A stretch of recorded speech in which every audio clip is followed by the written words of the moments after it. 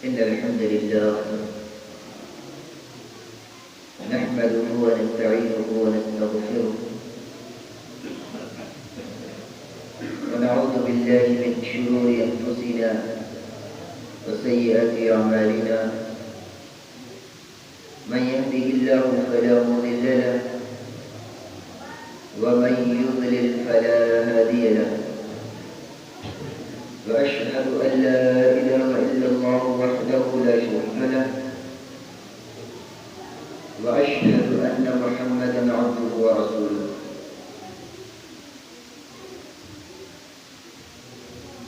أرسله بالحق بشيرا ونذيرا أما بعد فإن خير الحديث كتاب الله وخير الهدي هدي محمد صلى الله عليه وسلم وشر الأمور محدثاتها وكل محدثة بدعة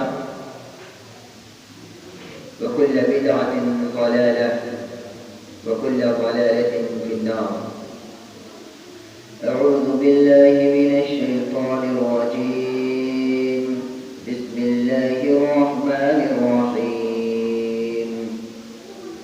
ولقد خلقنا الإنسان ونعلم ما توسوس به نفسه ونحن أقرب إليه من حبل الوريد إذ يتلقى المتلقيان عن اليمين وعن الشمال قعيد ما يلفظ من قول إلا لديه رقيب عتيد وجاءت سكرة الموت بالحق ذلك ما كنت منه تحيد ونفخ في الصور ذلك يوم الوعيد وجاءت كل نفس معها سائق وشهيد لقد كنت في غفلة من هذا فكشفنا عنك غطاءك فبصرك اليوم حديد وقال قرينه هذا ما لدي عتيد ألقيا في جهنم كل كفار عنيد مناع للخير معتد مريب الذي جعل مع الله إلها آخر فألقياه في العذاب الشديد قال قرينه ربنا ما أطغيته ولكن كان في ضلال بعيد قال لن تختصموا لدي وقد قدمت إليكم بالوعيد ما يبدل القول لدي وما أنا بظلام للعبيد. وقال الله تبارك وتعالى في موضع آخر شهر رمضان الذي أنزل فيه القرآن هدى للناس وبينات من الهدى والفرقان فمن شهد منكم الشهر فليصم ومن كان مريضا أو على سفر فعدة من أيام أخر يريد الله بكم اليسر ولا يريد بكم العسر ولتكملوا العدة ولتكبروا الله على ما هداكم ولعلكم تشكرون. وقال النبي صلى الله عليه وسلم من لم يدع قول الزور والأمل به فليس لله حاجة أن يدع طعامه وشرابه.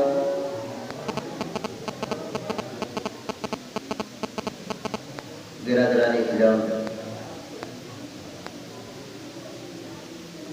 بزرگوں نوجوان ساتھیوں عزیز بچوں،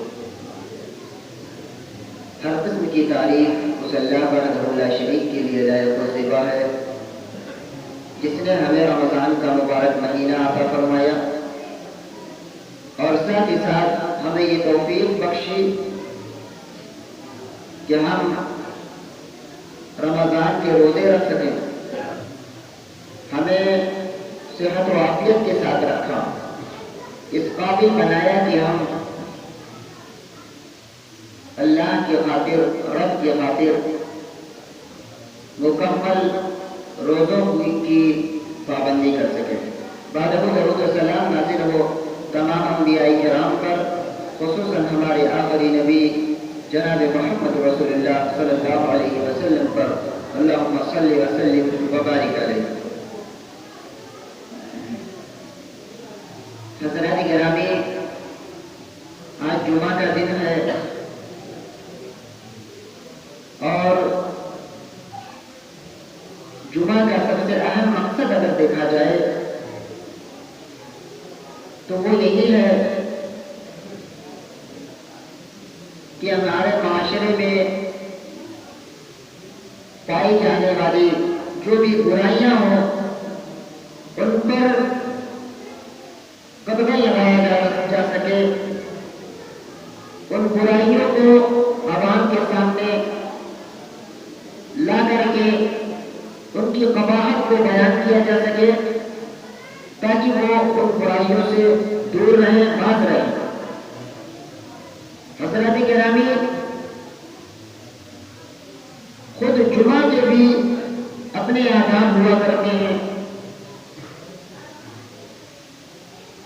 مسجد میں آنے کے آداب ہوا کرتے ہیں، مسجد میں بیٹھنے کے آداب ہوا کرتے ہیں، خطبہ جمعہ کو سننے کے آداب ہوا کرتے ہیں۔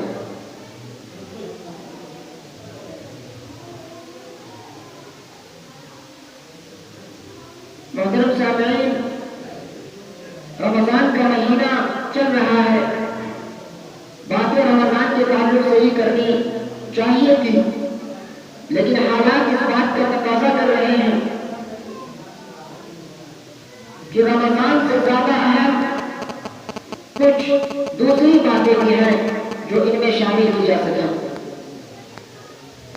عزیز ساتھیوں، جمعہ کا دن ہوتا ہے،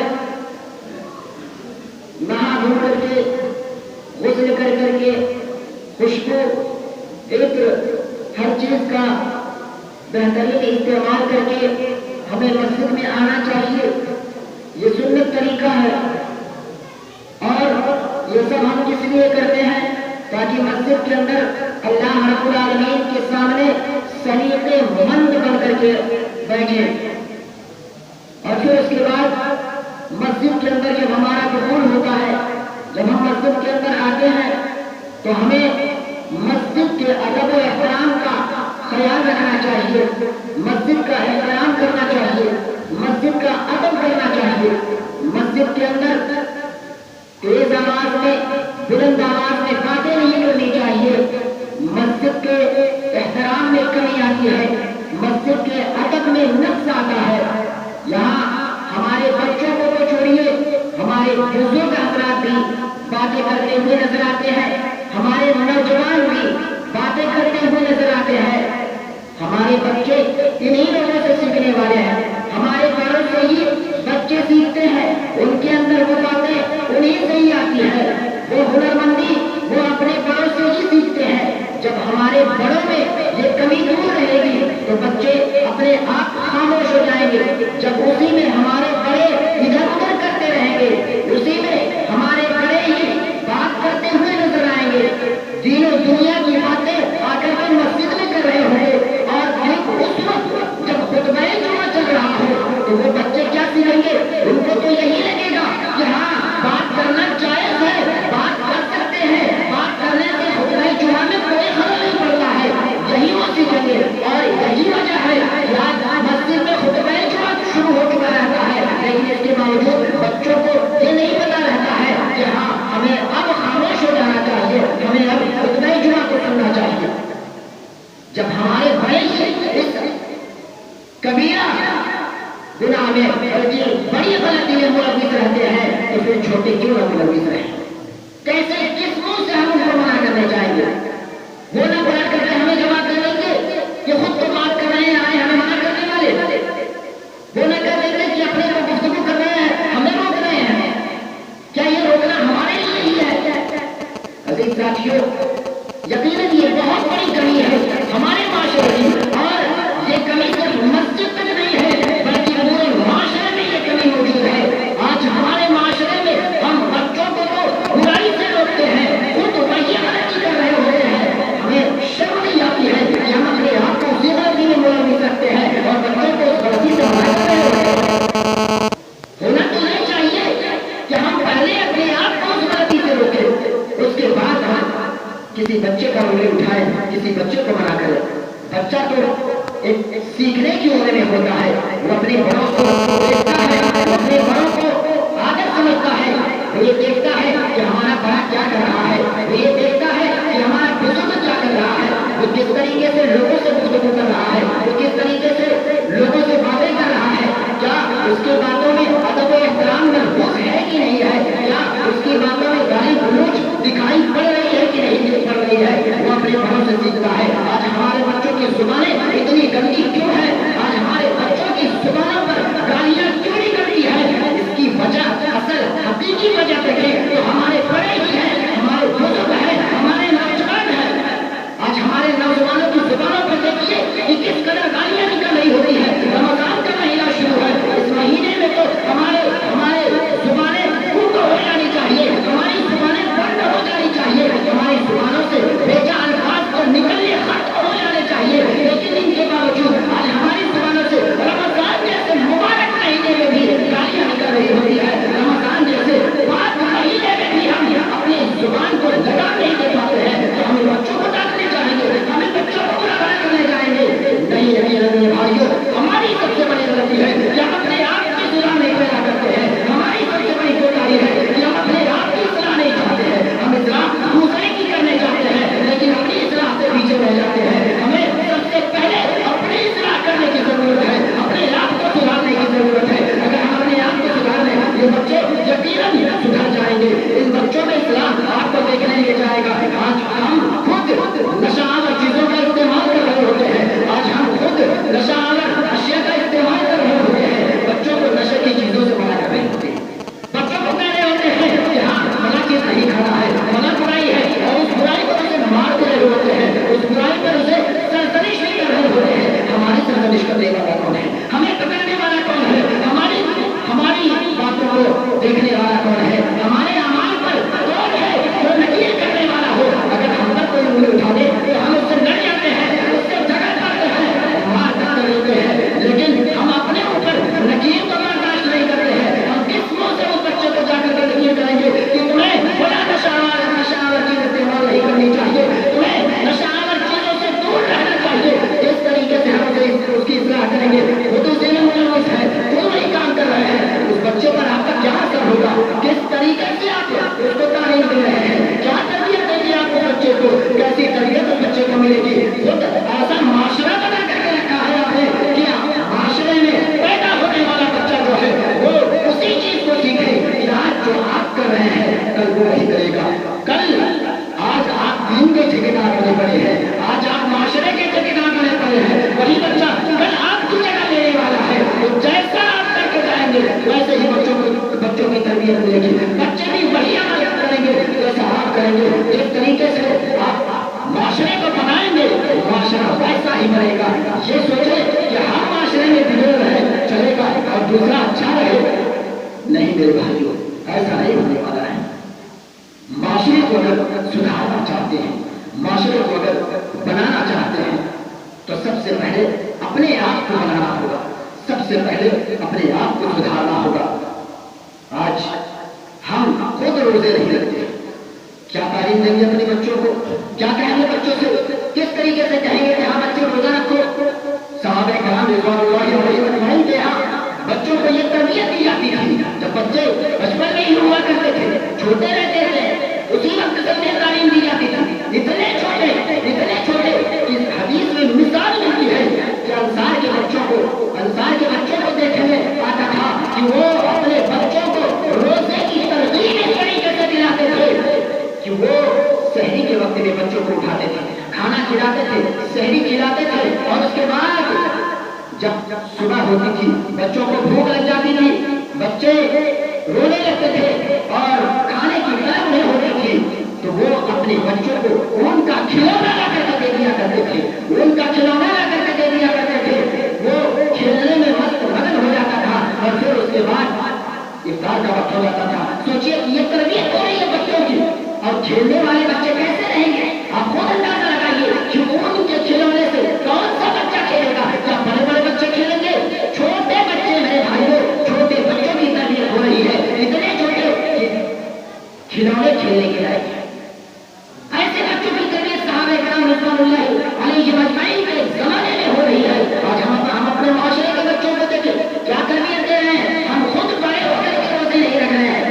بچوں کو کیسے روزہ رکھنے کے لیے کہیں گے؟ بچوں کی تربیت ہونی چاہیے.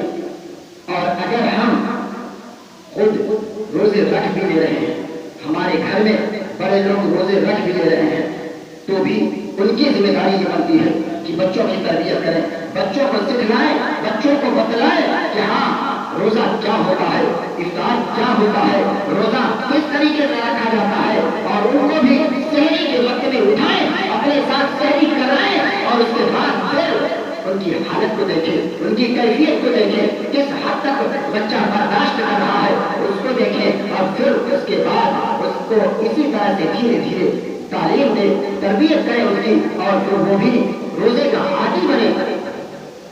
آج ہمارے معاشرے میں یہ ہوتا ہے کہ ہم اگر روزہ رکھ بھی لیں تو بچوں کے تعلق سے بالکل بھی لاپرواہ نظر آتے ہیں. بچے ہمارے روزے رکھ رہے ہیں, نہیں رکھ رہے ہیں, کیا کر رہے ہیں, کیا نہیں کر رہے ہیں, کوئی مطلب نہیں رہتا ہے. ہمیں صرف اپنے سے مطلب رہتا ہے. بچوں کی پرورش کی ذمہ داری بھی والدین کی ذمہ ہوتی ہے, گھر والوں کی ذمہ داری ہوتی ہے کہ وہ اپنے بچوں کی تربیت بہترین طریقے سے کریں, بچوں کو سکھلائیں, بچوں کو تہذیب پر بنائیں. بچوں کی تہذیب کی ذمہ دار اس کے والدین ہوتے ہیں. روزے کے تعلق سے بچہ روزہ رکھ پا رہا ہے, نہیں رکھ پا رہا ہے, اس کے پہلے ہی والدین یہ کہتے ہیں کہ میرا بچہ روزہ رکھے گا تو کمزور ہو جائے گا. صحابہ کے بچے بڑے عزیز رہتے, بہت عزیز نہیں رہتے تھے, ان کے بچے انہیں پیارے نہیں رہتے تھے, ان کے بچے کمزور نہیں ہو جاتے تھے. آج ہمارے بچے کمزور پڑ جائیں گے, آج ہمارے بچے روزے رہنے کے لائق نہیں ہیں. ہمارے بچے بھی روزے رکھ سکتے ہیں اگر ہم انہیں تربیت دیں. ہمارے طرف سے یہ جو کمی بتائی جاتی ہے اس کی وجہ سے خود بچوں کا ذہن کمزور ہو جاتا ہے. ہمارے یہ الفاظ ہی بچوں کے ذہن کو کمزور بنا دیتے ہیں, اور جس کی وجہ سے اس کے ذہن میں یہی بیٹھ جاتا ہے کہ ہاں روزہ میرے بس کی بات نہیں ہے, روزہ ہم نہیں رکھ سکتے ہیں, ہم سے روزہ نہیں رکھا جائے گا. ذہنی طور پر وہ مریض ہو جاتے ہیں, ذہنی طور پر بیمار ہو جاتے ہیں, اور جس کی وجہ سے بہت سارے ہمارے مرد حضرات, ہماری بچیاں بہت ساری بڑے ہونے کے باوجود بھی روزے نہیں رکھ پاتے. ہمارے بچوں کے تعلق سے, ہماری بچیوں کے تعلق سے کون محتاط ہونے جائے گا, کون ذمہ دار بن کر کے کوئی دوسرا آنے والا ہے. ہمارے خود گھر کے ذمہ داروں کو دیکھنی پڑے گی, والدین کو خود اپنے بچوں کی نگرانی کرنی پڑے گی کہ کون سا بچہ روزہ رکھ رہا ہے, کون سی بچی روزے دار ہے یا نہیں ہے. یہ والدین کی ذمہ داری ہوتی ہے. لیکن جب والدین خود روزہ رکھے تب نا.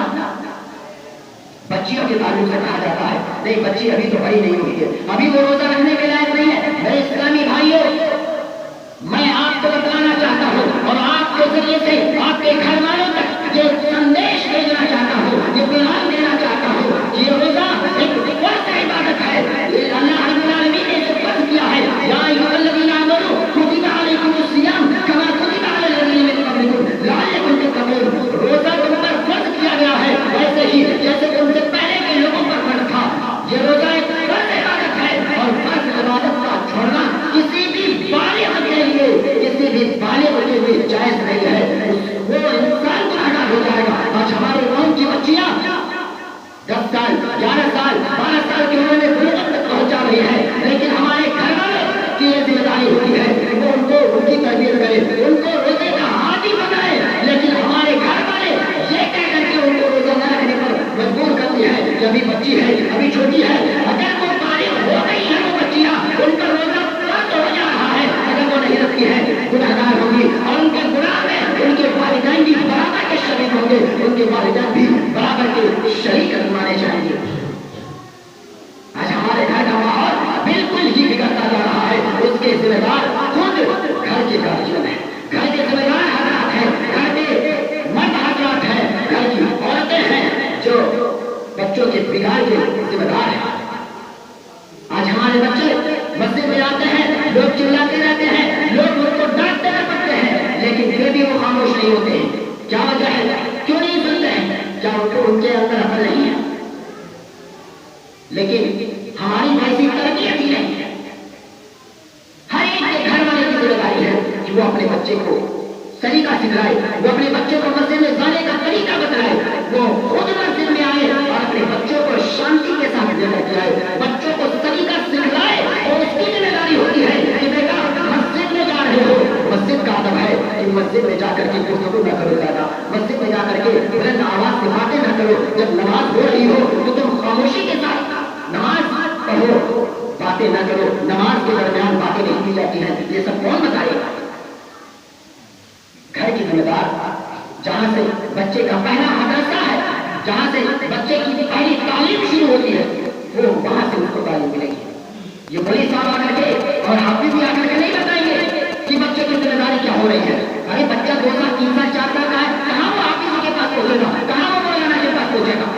یہ ذمہ داری گھر کے گھر کی ہوتی ہے، والدین کی ذمہ داری ہوتی ہے، ماں باپ کی ذمہ داری ہوتی ہے کہ وہ بچے کو اسی وقت سے تربیت دے جب بچہ چھوٹا ہو، 2 سال کا ہو، 3 سال کا ہو، بولنے کے لائق ہو جائے، بس اس کے ذہن میں اسلامی باتیں ڈالنی چاہیے، اس کے ذہن میں دینی باتیں ڈالنی چاہیے، تاکہ بچہ بڑے ہوتے ہوتے 7 سال کا ہوتے تک بچہ اتنا ضرور جان جائے کہ نماز کیسے پڑھتے ہیں، بچہ اتنا ضرور سمجھ جائے کہ نماز میں رکوع کس طرح سے کیا جاتا ہے، سجدہ کس طرح سے کیا جاتا ہے۔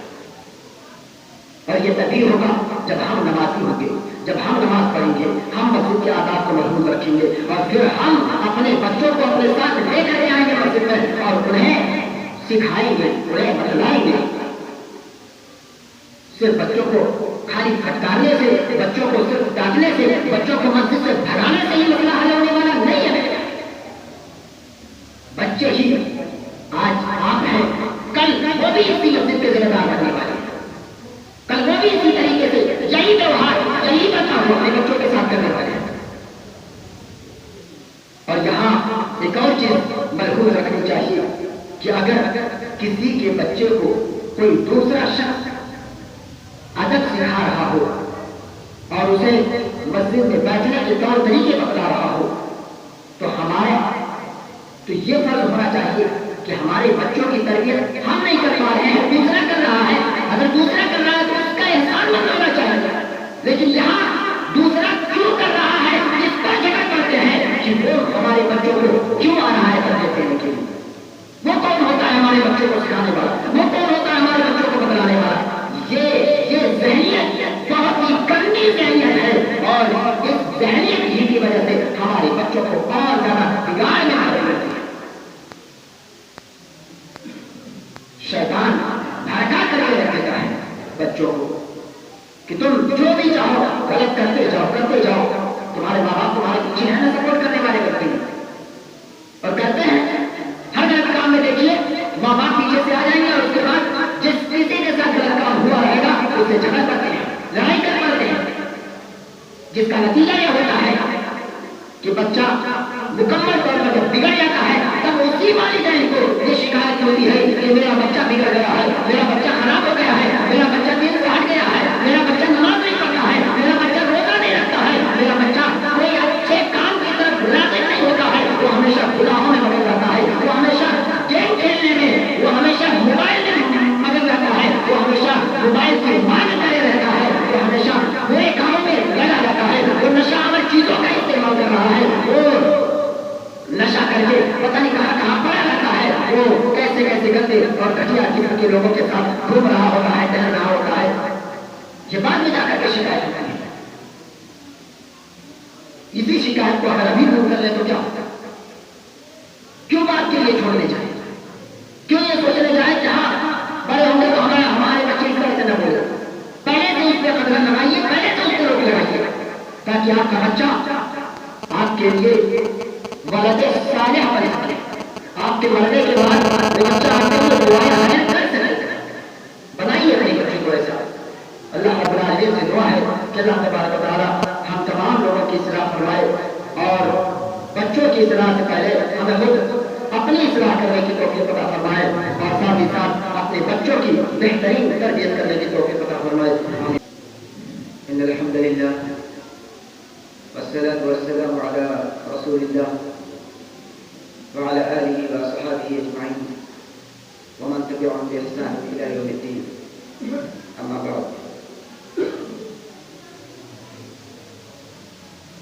محترم حاضرین،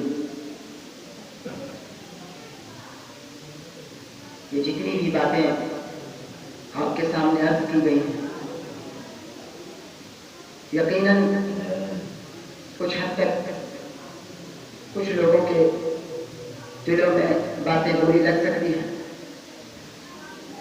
कुछ को ये लग सकता है कि हाँ बातें बहुत कड़वी हैं, लेकिन मेरे भाइयों, जितनी भी बातें कही गई हैं यकीनन सच्चाई से भरपूर है, और ये सारी कमियां हमारे माशरे में पाई जा रही हैं।